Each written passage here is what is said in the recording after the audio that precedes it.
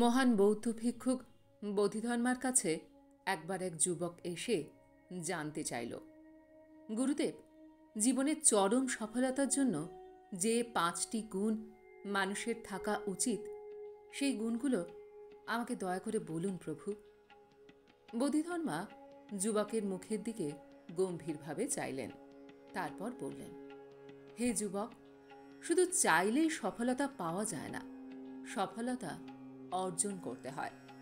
প্রতিটা মানুষই সফলতা কামনা করে, কিন্তু সফলতা সেই পায় যে তার উপযুক্ত হয়।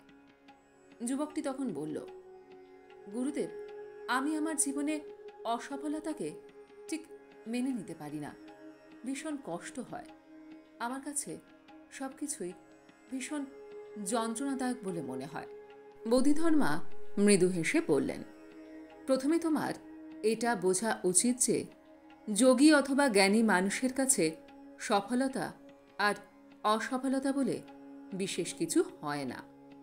যে ব্যক্তি সমগ্র জীবনটাকে সফলতার একটা সিঁড়ি হিসাবে দেখে, তার কাছে অসফলতা বলে কিছুই থাকে না। আর যে ব্যক্তি জীবনে চলার পথে ছোট ছোট ঘটনাকে সফলতা আর অসফলতার বিচারে বিশ্লেষণ করে, শুধুমাত্র তার জন্যই অসফলতা অপেক্ষা করে। বাস্তবে সফলতার জন্য তোমার সাথে যা কিছু ভালো ঘটছে সেটার যেমন প্রয়োজন, যদি খারাপ কিছু ঘটে তবে জানবে এটি শিক্ষণীয় একটা পদক্ষেপ মাত্র। যখন সময় ভালো যায় আর সব কিছু অনুকূল পরিস্থিতিতে থাকে, তখন একজন মূর্খও সুখে শান্তিতে শান্ত হয়ে দিন কাটাতে পারে। আর যখন আমাদের সময় খারাপ যায়, পরিস্থিতি একেবারেই বিপরীত হয়ে যায়, সেই অবস্থায় নিজেকে শান্ত ও স্থির রাখা সকলের কাজ নয়। হ্যাঁ, তবে কেউ কেউ এটা অবশ্যই পারে, আর যারা এটা করতে পারে তারাই জীবনে সফল হয়। আমাদের জীবনে প্রতিকূলতা, খারাপ সময় আর সমস্যা আসবেই। সেই সময়ে আমরা দুটো কাজ করতে পারি। হয় আমরা বসে বসে দুশ্চিন্তায় কেঁদে দিন কাটাতে পারি, অথবা আমরা সেই পরিস্থিতিকে কাজে লাগাতে পারি নিজেকে আরও মজবুত, আরও উন্নত বানানোর জন্য। যুবকটি মন দিয়ে বোধিধর্মার কথাগুলো শুনছিল। তারপর সে প্রশ্ন করল, কিন্তু গুরুদেব, খারাপ পরিস্থিতিকে কিভাবে কাজে লাগাবো আমি? তখন গুরুদেব বললেন, যদি তোমার দৃঢ় লক্ষ্য সেই নিশ্চিত সফলতার দিকে থাকে, তবে জীবনে ঘটে যাওয়া চরম দুর্ঘটনা অথবা সমস্যাকে একটা সিঁড়ি বলে মনে হবে, যা থেকে কেবলমাত্র শিক্ষা নিয়ে পরের সিঁড়িতে তোমাকে নিয়ে যাবে তোমার প্রাণ শক্তি। লক্ষ্য দৃঢ় আর নিশ্চিত হলে চলার সিঁড়িতে ছোট বড় সফলতা তো সাহস যোগাবেই, অসফলতা আরও বেশি উপকার আর লাভবান পদক্ষেপ হয়ে উঠবে। তাই আজ থেকে অসফলতাকে ভয় পাওয়া বন্ধ করো।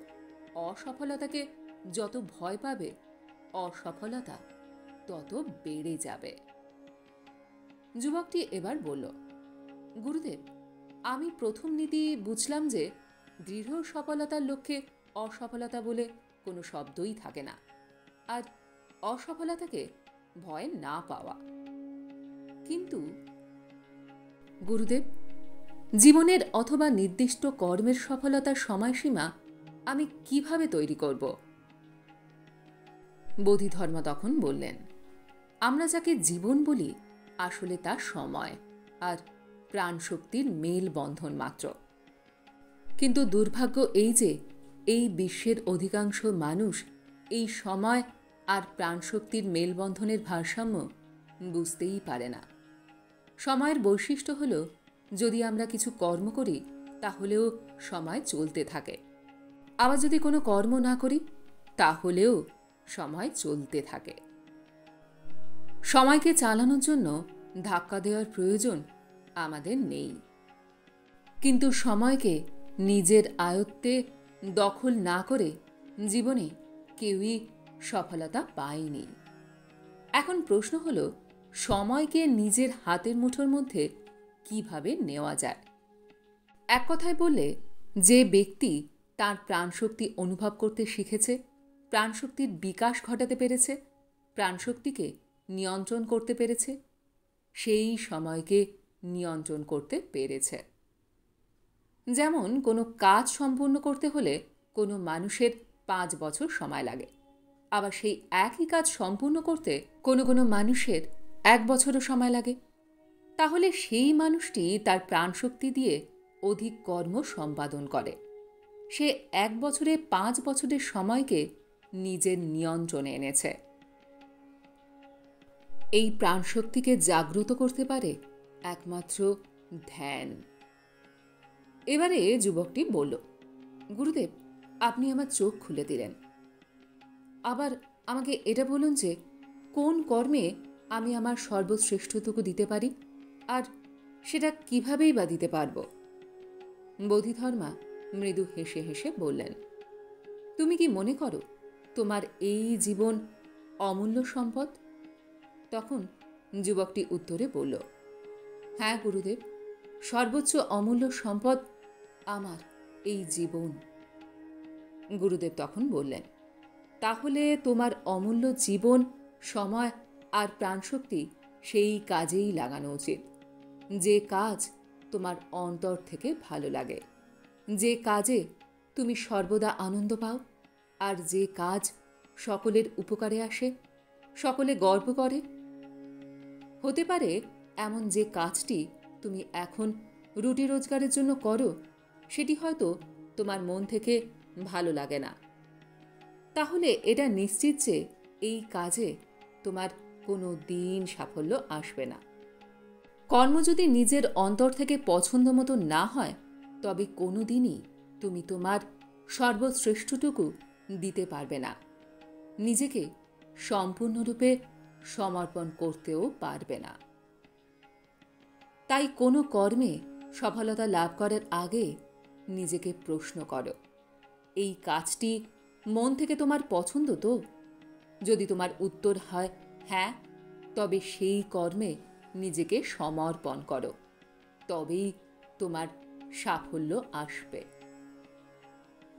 যুবকটি তখন বলল, গুরুদেব, আজ আমার মনে আরও একটি প্রশ্ন আছে। সকলে যে বলেন সফলতা পেতে হলে কঠোর পরিশ্রম করতে হবে, এই কথাটা কি আদৌ সঠিক? গুরুদেব বোধিধর্মা তখন বললেন, এই কথাটা সম্পূর্ণ ভুল। আমাদের ছোট থেকে আমাদের পরিবেশ শিক্ষা দেয় যে কঠোর পরিশ্রম করো, সীমাহীন পরিশ্রম সফলতার পথ। এই কথাটা সত্যি যে কঠোর পরিশ্রম করা মানুষ নিজের অজান্তে তার সারাটা জীবন গাধার মতন কাটায়।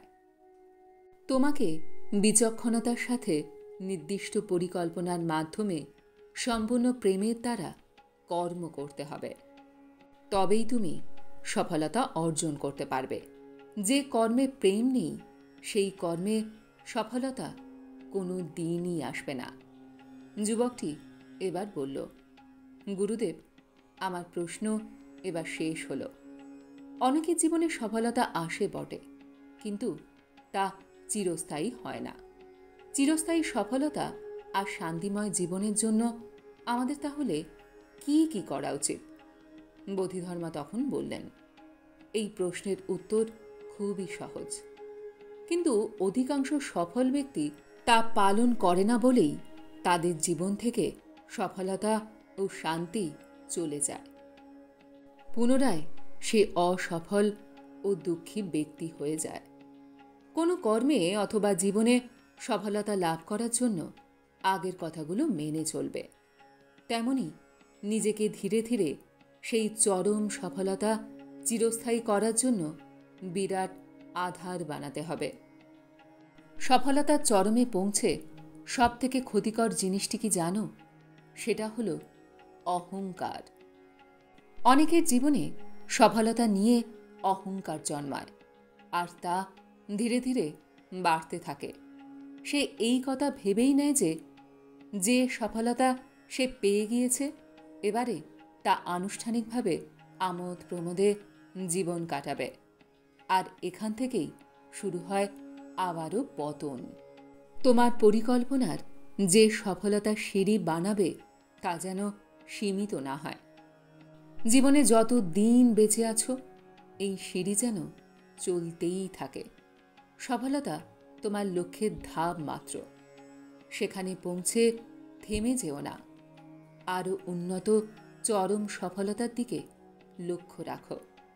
আর এই পৃথিবীর সকল চির সফল ব্যক্তিদের বিচার করলে লক্ষ্য করবে তারা নিজের কর্মে এতটাই ধ্যানমগ্ন হয়ে থাকে যে কখন তার নির্ধারিত লক্ষ্য পার করে চলে এসেছে তা বুঝতেও পারে না। আর এই অহংকার, কামনা, বাসনা এই সকল ক্ষতিকারক স্বভাবকে দমন করতে পারে একমাত্র ধ্যান। তাই এখন থেকে নিজেকে ধ্যানস্থ করতে শেখো। নিজেকে জানো, নিজের প্রাণশক্তিকে জানো, নিজের কর্মক্ষমতা আর সেই কর্মক্ষমতার কেন্দ্রীয়করণকে জানো।